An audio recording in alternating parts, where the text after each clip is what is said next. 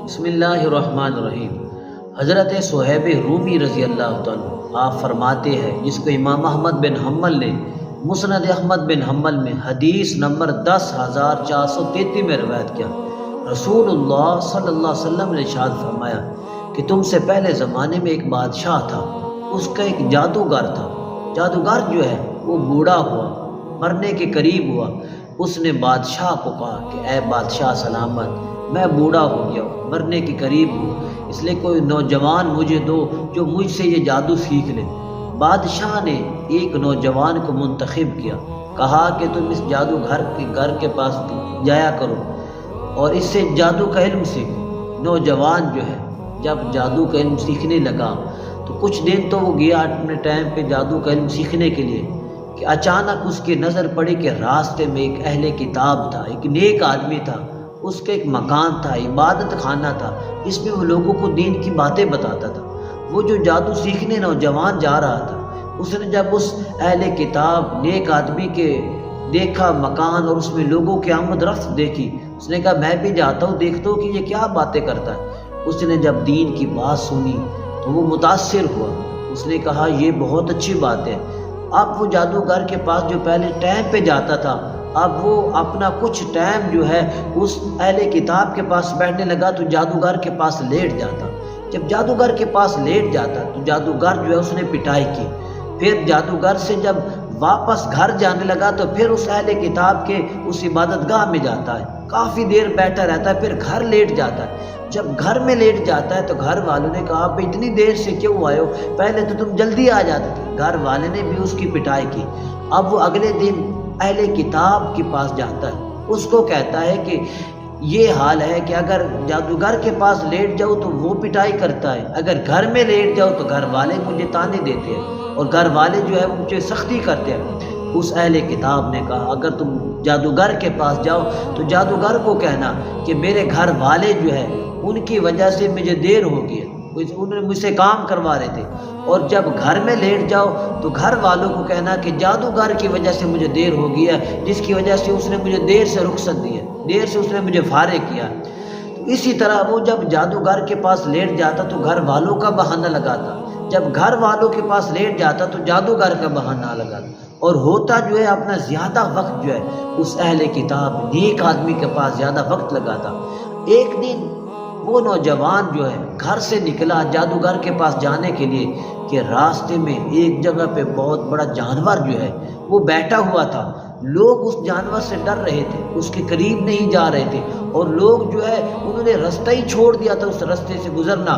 وہ جو نوجوان جو جادو سیکھنے جا رہا تھا، اس نے ایک پتھر اٹھایا، پتھر اٹھا کے اس نے کہا کہ اگر اے رب کریم، اگر یہ جادوگر سے زیادہ یہ اہل کتاب نیک آدمی اچھا ہے، تیری بارگاہ میں مقبول ہے، تو یہ پتھر اس جانور کو لگے اور یہ جانور ہلاک ہو جائے۔ اس نے جب پتھر مارا جانور کو، وہ پتھر لگنے کی دیر تھی کہ جانور جو ہے وہ تڑپتا ہے اور ہلاک ہو کے مر جاتا ہے۔ اس نے دیکھا کہ واقعی جادوگر سے زیادہ اہل کتاب جو ہے نیک آدمی جو ہے یہ زیادہ اچھا آدمی ہے، اس کی اللہ کی بارگاہ میں زیادہ قبولیت ہے، اور اس کا عمل جو ہے جادوگر کے عمل سے اچھا ہے۔ اس نے جادوگر کو چھوڑ دیا، اور اس نے یہ بات جو ہے آ کے اس اہل کتاب کو بتائی کہ میں آ رہا تھا، راستے میں جانور تھا، جب میں نے یہ کہا کہ اگر اہل کتاب نیک آدمی سچا ہے تو یہ جانور ہلاک ہو جائے، اور وہ ہلاک ہو گئے۔ اس اہل کتاب کے نیک آدمی نے کہا اب تو مجھ سے زیادہ افضل ہے، اب تو مجھ سے زیادہ فضیلت والا ہے، اب تو مجھ سے زیادہ رتبے والا ہے کہ تو نے وہ کام کیا جو کوئی عام آدمی نہیں کر سکتا تھا۔ عام آدمی تو ڈر رہے تھے، تمہاری وجہ سے اس جانور سے لوگوں کو جانور ہلاک ہوا اور لوگوں کو امن کا راستہ ملا۔ وہ جادوگر جو ہے وہ ہلاک ہو گیا، جادوگر جو ہے وہ مر جاتا ہے، اور جادوگر کے مرنے کے بعد جب وہ نوجوان جو ہے اس کو بادشاہ نے اس کی تخت پہ، اس کی مسند پہ بٹھایا، تو پھر کیا ہوا کہ اس جوان جو ہے نوجوان جو تھا اس کے پاس بڑے بڑے بیمار آتے، بیمار، اور وہ ان کو شفا یاب کرتا۔ حتیٰ کہ کوئی اندھا آدمی اگر اس نوجوان کے پاس آتا، وہ ہاتھ پھیرتا تو وہ اندھا بھی ٹھیک ہو جاتا، اور بہت سی بڑی بڑی بیماریوں والے لوگ جو تھے اس نوجوان کے پاس ٹھیک ہو رہے تھے۔ ایک بادشاہ کا خاص تھا، جو بادشاہ کا مقرب تھا، بادشاہ کا کوئی دوست تھا، اس کی آنکھوں کی بینائی زائل ہو گئی۔ اس کو اس نوجوان کا پتہ چلا جب نوجوان کے پاس وہ تحفے لے کے گیا کہ تو یہ مجھ سے تحفے لے لے، میری آنکھوں کو ٹھیک کر۔ نوجوان نے کہا میں نہیں ٹھیک کرتا بلکہ میرا رب ٹھیک کرتا۔ اس نے کہا کہ نوجوان نے کہ تو میرے رب پہ ایمان لیا تب میں ٹھیک کروں گا۔ اس نے کہا تیرا کون رب؟ اس نے کہا میرا رب اللہ ہے، میرا رب اللہ ہے، میرا رب اللہ ہے جس نے زمین و آسمان کو بنایا، جس نے آسمان کو بنایا، زمین کو بنایا، مشرق اور مغرب کو بنایا، کائنات کی ہر چیز کو بنایا۔ اس جو آدمی تھا بادشاہ کا خاص، اس نے کہا کہ اچھا اگر تو کہتا تو میں ایمان لے آتا ہوں، لیکن میری آنکھوں کو ٹھیک کر۔ وہ جو بادشاہ کا خاص تھا وہ ایمان لے آتا ہے، اور نوجوان جو ہے اس کی آنکھوں پہ ہاتھ پھیرتا ہے، ایمان لے آنے کے بعد اس کی آنکھیں ٹھیک ہو جاتی۔ وہ جو بادشاہ کا خاص تھا بادشاہ کے محل میں جاتا ہے، اس کے قریب بیٹھتا ہے، بادشاہ کہتا ہے کہ تیری آنکھیں کیسے ٹھیک ہو گئی ہے؟ اس نے کہا کہ میری آنکھیں جو ہے اس فلاں جو ہے جو تیرا خاص ہے جادوگر اس نے ٹھیک کیا۔ اس نے کہا کہ اس نے کیسے ٹھیک کی؟ اس کو بلاؤ۔ اس نے جب بلایا تو وہ جو بادشاہ کا خاص تھا اس نے کہا کہ اس نے رب کے نام پہ ٹھیک ہے۔ اس نے کہا رب کون؟ اس نے کہا میں رب ہوں۔ جو بادشاہ نے کہا جو مجھے رب کہے تو میرے نام پہ؟ اس نے کہا بادشاہ تیرے نام پہ نہیں، اس کا اور بھی رب ہے جس کی وہ عبادت کرتا ہے۔ اس نے اس نوجوان جادوگر کو بلایا، جادوگر کو کہا بھئی تو بتا تو کس کو کیسے شفا دیتا؟ اس نے کہا رب کے فضل سے۔ اس نے کہا رب کون؟ میں جو ہوں۔ اس نے کہا نہیں بادشاہ تو رب نہیں ہے بلکہ تیرے اوپر بھی ایک رب ہے جس نے کل کائنات کو بنایا۔ اس نے کہا اچھا تو میرے علاوہ بھی کسی کو رب مانتا ہے؟ اس نے کہا یہ بتاؤ یہ تعلیم تو نے کہاں سے سیکھی ہے کہ میرے علاوہ بھی کوئی رب ہے؟ اس نے کہا میں نے راہب سے یہ سیکھا ہے۔ اس نے راہب کو بلایا، راہب کو کہا کہ یہ بتا کہ رب کون ہے؟ اس نے کہا میرا رب وہ ہے جس نے زمین و آسمان کو بنایا۔ اس نے کہا تو مجھے رب نہیں مانتا؟ راہب نے، نیک آدمی نے کہا میں تجھے رب نہیں مانتا، تو بھی اس کا بندہ ہے۔ اس نے کہا کہ دین کو چھوڑ دو وگرنہ تجھے قتل کر دیا جائے گا۔ راہب نے کہا کہ بادشاہ تو مجھے قتل کر دے، میرے ٹکڑے ٹکڑے ہو جائیں گے، میں یہ تو پسند کر لوں گا لیکن اپنے رب کو نہیں چھوڑوں گا، اس کے علاوہ کسی اور کی عبادت نہیں کروں گا۔ بادشاہ نے آری منگوائی، اس آری کو اس اہل کتاب نیک آدمی کے سر پہ رکھا اور اس کو ایسے پورے جسم پہ لگا پھرا کے اس کے 2 ٹکڑے کر دیے۔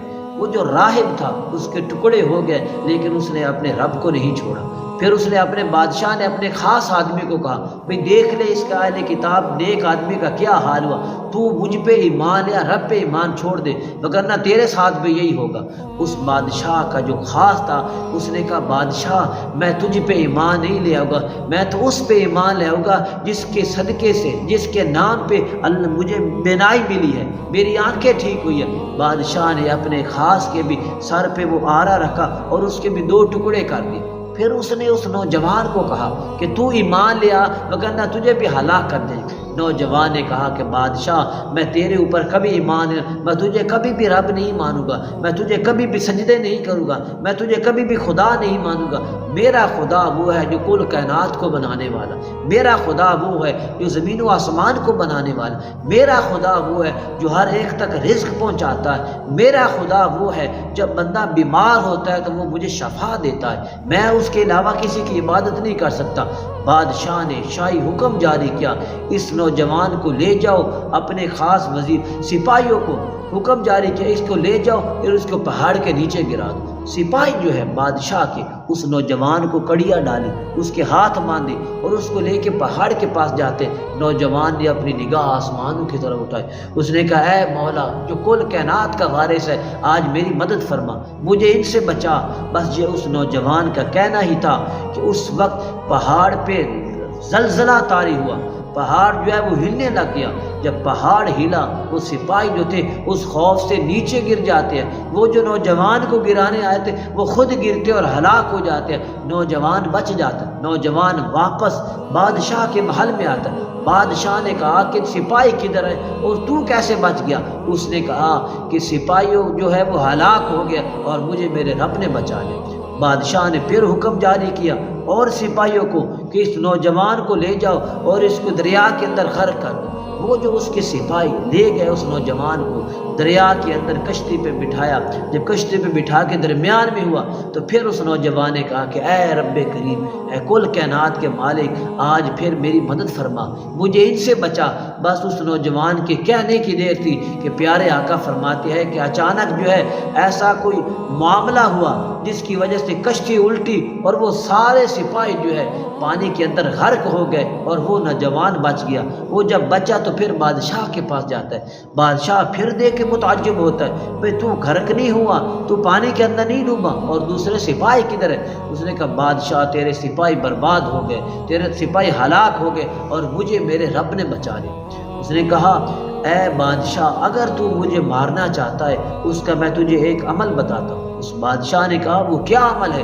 اس نے کہا تو لوگوں کو اکٹھا کر، لوگوں کو اکٹھا کر کے مجھے کسی سولی پہ چڑھا، سولی پہ چڑھا کے میرے رب کا نام لے کے تو تیر پھینک، جب تیر میرے لگے گا جسم پہ تو پھر میں مر جاؤں گا۔ اس نے کہا اچھا۔ لوگوں کو اس نے اکٹھا کیا، بادشاہ نے جب لوگوں کو اکٹھا کیا، لوگ اکٹھے ہوئے، اس بادشاہ نے کہا کہ اے غلام مجھ پہ ایمان لیا تجھے چھوڑ دوں گا۔ غلام نے لوگوں کے سامنے کہا کہ اے بادشاہ میری جان تو جا سکتی ہے، میں تیرے اوپر ایمان نہیں لاؤں گا۔ میرا رب وہ ہے جس نے آسمانوں کو بنایا، میرا رب وہ ہے جس نے زمین کو بنایا، میرا رب وہ ہے جو کل کائنات کا بنانے والا ہے، میرا رب وہ ہے جو بیماروں کو شفا دیتا ہے، میرا رب وہ ہے جو ہر ایک کا رکھوالا ہے۔ جب اس نے یہ کہا تو بادشاہ نے پھر تیر نکالا اپنی کمان سے اور کہا کہ اس رب غلام کے، اس لڑکے کے، اس نوجوان کے رب کی قسم کہ یہ تیر لگے اور اس کو یہ مر جائے۔ جب بادشاہ نے تیر مارا اس لڑکے کے رب کا نام لے کر اور تیر لگا، اس لڑکے نے تیر کے اوپر ہاتھ رکھا اور وہ لڑکا جو ہے نوجوان جو ہے وہ شہید ہو جاتا ہے۔ جب شہید ہوتا ہے تو جو دو لوگ تھے ارد گرد دیکھنے والے، اس بستی کے، اس علاقے کے جو لوگ تھے، انہوں نے جب دیکھا کہ بادشاہ نے اپنے آپ کو خدا کہتا ہے، اس کی نے اپنے آپ کو خدا سمجھتا ہے، یہ کسی کو نقصان نہیں پہنچا سکتا، کسی کو کچھ نہیں کر سکتا، لڑکے کے خدا کا نام لیا تو لڑکا جو ہے تب وہ مرتا ہے۔ بادشاہ وہ سارے جو لوگ تھے وہ کہتے ہیں کہ ہم اس لڑکے کے رب پہ ایمان لے آتے ہیں۔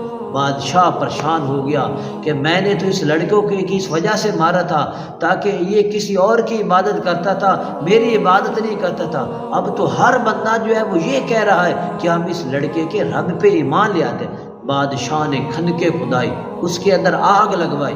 اس نے کہا، بادشاہ نے شاہی حکم جاری کیا کہ جو بندہ اس لڑکے کے رب پہ ایمان لے آئے گا اس کو آگ میں ڈالا جائے گا، آپ جو آگ میں جلنا چاہتا ہے آ جائے اور لڑکے کے رب پہ ایمان لے۔ تو کئی لوگ قطاریں لگ گئی، انہوں نے کہا ہم جل تو جائیں گے، مر تو جائیں گے، لیکن بادشاہ اب تجھے ہم خدا نہیں سمجھیں گے۔ ایک لڑکا مرا تو ہے اللہ کے راستے میں، لیکن وہ ہمیں اپنے رب کا جو ہے صحیح طریقہ بتا گیا ہے کہ رب کی ذات ہے کون، سچا رب کون ہے جو کل کائنات کو چلا رہا ہے، کون ہے جو ہر ایک کا رکھوالا ہے۔ لوگ آتے گئے، آگ میں جاتے گئے۔ ایک عورت تھی، اس کے پاس چھوٹا سا بچہ تھا۔ عورت جو ہے وہ آہستہ آہستہ جانے لگی، ڈرنے لگی کہ میں آگ میں جا رہی ہوں، پتہ نہیں کیا ہوگا۔ بچہ جو تھا اس نے آواز نکالی، امی جان آپ پریشان نہ ہو، آپ آگ میں کود پڑے، بے فکر ہو کے کود پڑے۔ کس لیے؟ آپ کا جو خدا ہے جس کے لیے آپ کہہ رہی ہے کہ میرا خدا رب ہے، یہ آپ کسی جھوٹی وجہ سے نہیں، آپ تو سچا عمل کر رہی ہے کہ واقعی آپ کا خدا سچا ہے، آپ کا رب سچا ہے، بادشاہ جھوٹا ہے، بادشاہ کے جادو تھے وہ جھوٹا ہے۔ اصل میں پاور جو ہے وہ رب کی ذات کی پاور ہے، پاور جو ہے وہ روحانی عملیات میں پاور ہے، پاور جو ہے انسان کی عبادت میں پاور ہے۔ اللہ سبحانہ و تعالی اپنے رب کی کثرت کے ساتھ عبادت کرنے کی ہمیں توفیق عطا فرمائے۔